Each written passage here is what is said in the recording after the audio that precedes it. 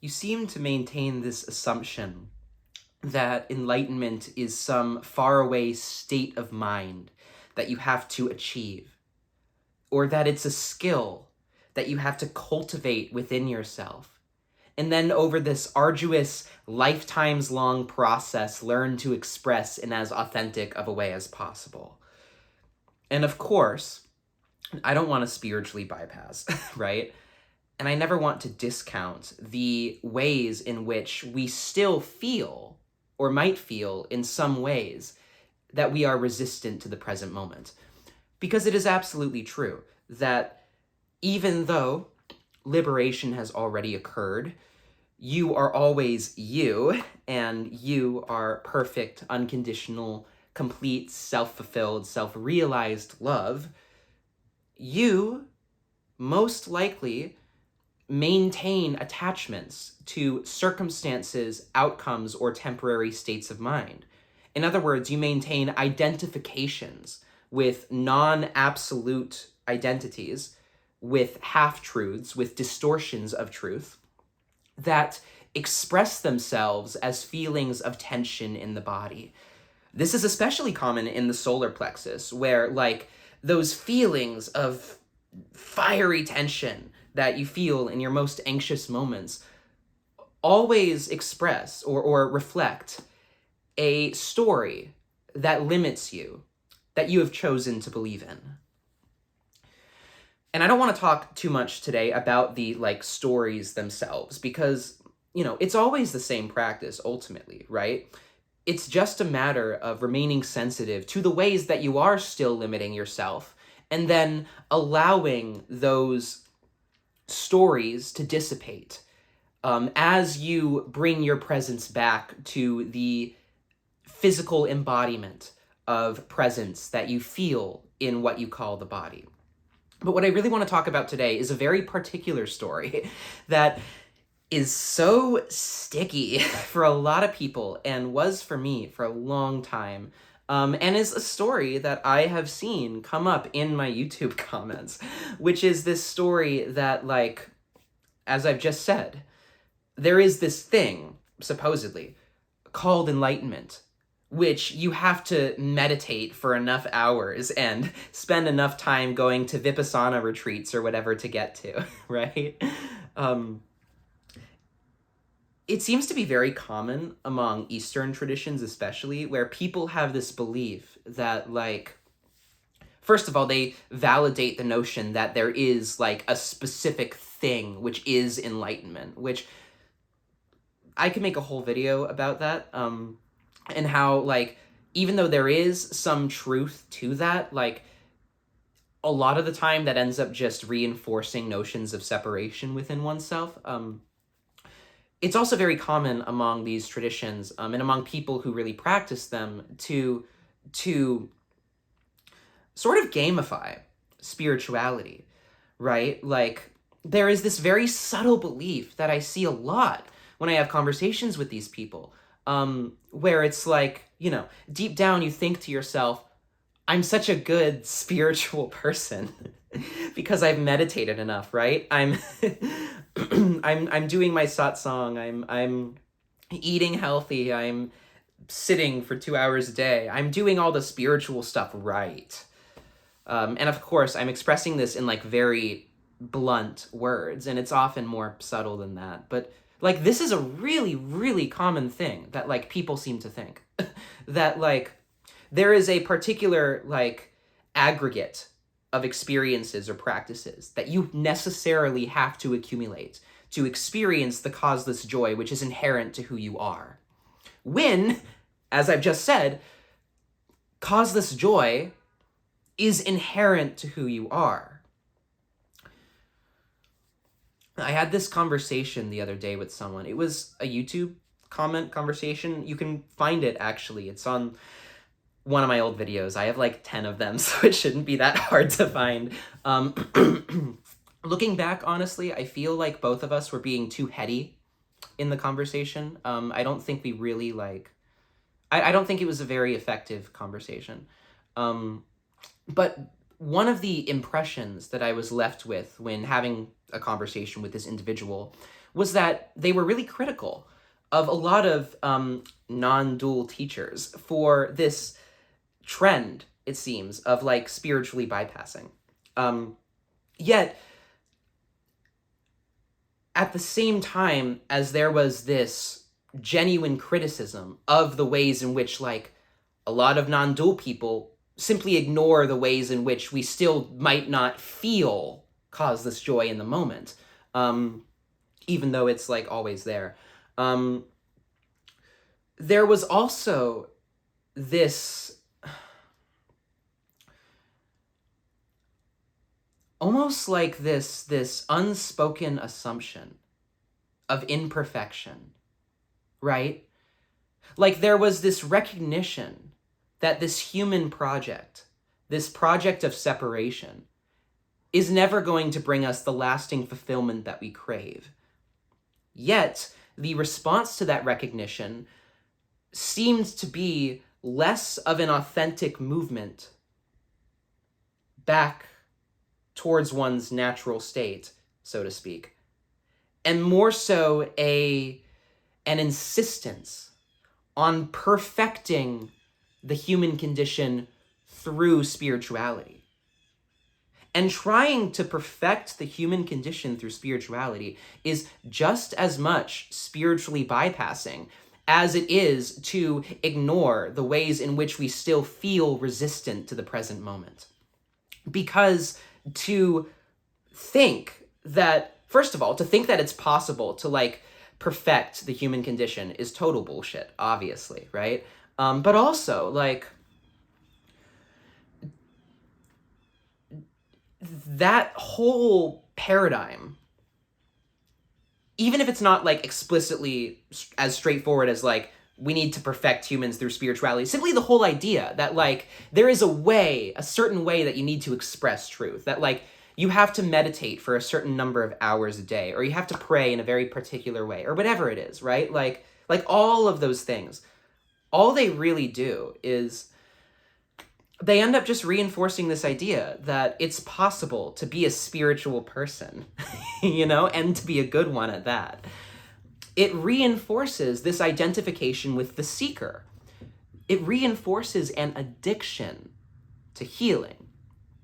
And that's kind of an interesting paradox, because I've said before that separation is an addiction, and it absolutely is. But healing can also be an addiction very easily, because think about it, right? It's so easy to like recognize resistance in the body, so to speak, but then to draw this conclusion about one's own lack of perfection. The truth is that in my most identified moment, in the moments of the most challenging contraction,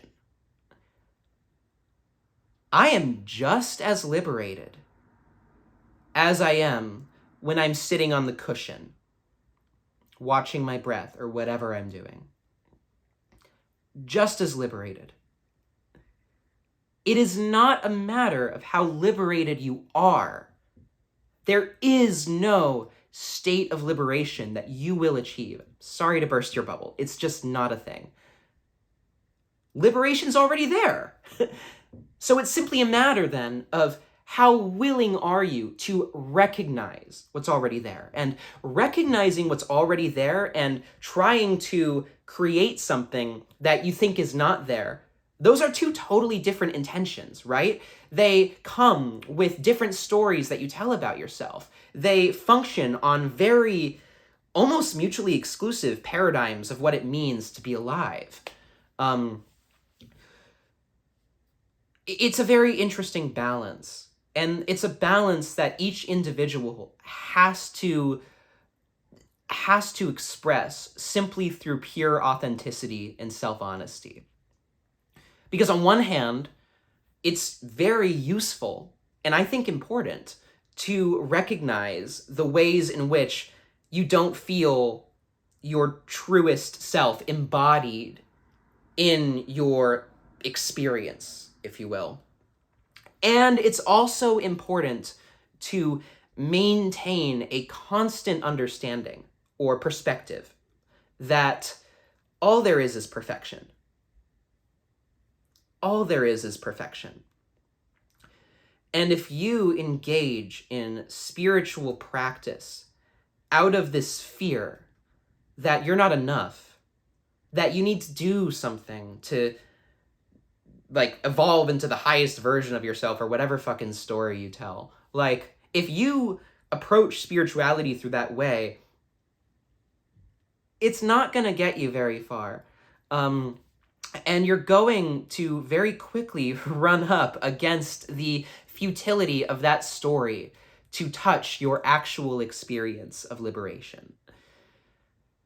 You have to be true to yourself. Even when it comes to something as mystical sounding and cool as enlightenment, liberation, bliss, like, all that's total fucking bullshit. All of that is just as much bullshit as meditation and prayer and contemplation, which is just as much bullshit as separation. It's all stories. And yeah, some of those stories are more direct to your experience than others, but like, if you are not first trusting your own experience in this moment of your life, then where's the authenticity? Because that's what authenticity is. That's what self-honesty is admitting to yourself that all of these stories the great sages have told about humanity and all of these like little institutions that you believed in, all these belief systems you've accumulated throughout your life. Self-honesty is admitting that none of them really touch like what it is you've ever actually like really experienced if we get down to brass tacks. And you could describe that experience as a collection of energies that you choose to label and categorize and tell stories about. You can describe that experience as different prismatic reflections of liberation, if you want to be all poetic about it. You can choose to describe that experience as pure presence. It doesn't really matter, because it's your experience, and that's really what matters. So, like, I want to be very clear here that, like, I'm not making this video as a way of saying that spiritual practice is not useful, right? I mean, I'm sitting on this chair for a reason, right? Like, I have meditated. When I say meditated, I'm talking about, like, sitting down on the cushion, like, the whole 9 yards, right? Like, I've participated in spiritual rituals. I've done all sorts of shit, you know? But really, all of that has only been in the service of simplifying my spiritual practice, right? Like, the real juice of spiritual practice is simply to show you the truth that is always present regardless of the practice. So in that sense, like, it's kind of like balancing the masculine and feminine in yourself, right? Which I kind of want to make a bunch of videos about, maybe a whole series, because like, on one hand, there's this very passive feminine principle of pure acceptance to the present moment.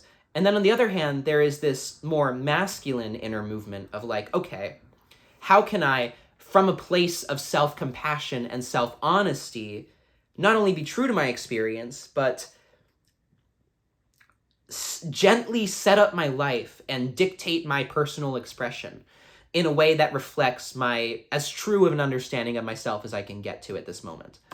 And so it's always this like knife point that you kind of get better and better at walking between like trying to rearrange all the chairs on the Titanic, right? Having the healthy diet, meditating enough, going to spiritual meetings, watching non-duality videos, whatever, and simply just that. So like, don't overcomplicate this. And everyone's like individual journey is so personal, right? If there's like a particular trauma that you feel value in healing from, or if there's somatic body work that you want to do, absolutely do that. I've done that shit before. I still do body work sometimes. I work a lot on my solar plexus, actually. And also, you don't have to do any of that shit. like you don't.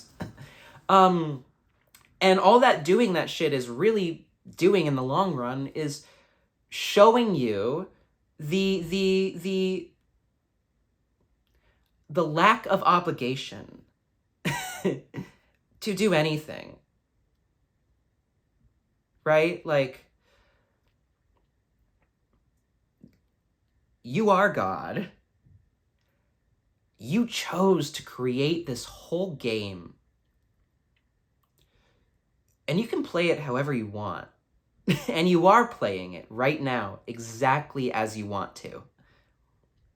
So, do you want to create this identity of imperfection? To create this character in this avatar that you call a body, that's been through all this trauma, that has to dig their way into themselves and heal, release. Or do you want to, while still being true to like what it is you're experiencing in the moment, do you want to recognize the immediacy of liberation? Do you want to recognize that none of the stuff you've been through has ever actually stopped you from being free? Yeah, it might have obscured the recognition of that freedom, but that's just as much of your choice as it is to experience that freedom right now. And you can identify with being a victim. And I have before. Maybe in some ways I still do. Like, I was emotionally abused as a kid, you know? I have been hospitalized for mental health reasons once upon a time, years ago. Like, I get it. But, like, there comes a point where you just see that you're just creating all of this heaviness in yourself that doesn't have to be there. And really, like, it seems that the truest healing, or the most direct healing, in a lot of ways, it has less to do with, like, sitting with the physical sensations, or, like, looking for all the ways that you're still attached, self-inquiry, whatever it is, right? Sometimes it has less to do with that, and more to do with being honest with yourself and seeing, oh, I have this obsession with trying to, like, pick apart and come to terms with all of this shit that I think I've been through.